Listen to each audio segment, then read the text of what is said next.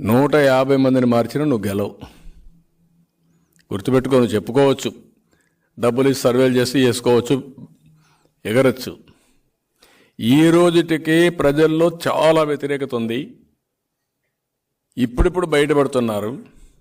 జనవరిలో మీరు చూస్తారు, ఫిబ్రవరి మార్చిలో మీరు చూడండి. నోటిఫికేషన్ వచ్చిన తర్వాత మీరు చూడబోతున్నారు. అడ్రస్ కూడా, ఒక్కొక్కరు అడ్రస్ కూడా ఉండరు. వీళ్ళ యొక్క డిపాజిట్ గల్లంతయ్యే పరిస్థితి వస్తుంది.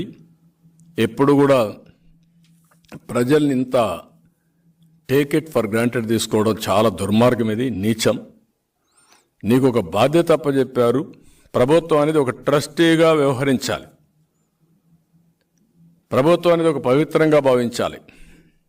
ఎప్పుడు కూడా ప్రభుత్వ పాలసీల వల్ల ప్రజలకు మేలు జరగాలి. అందుకే నేను మొన్న కూడా చెప్పాను,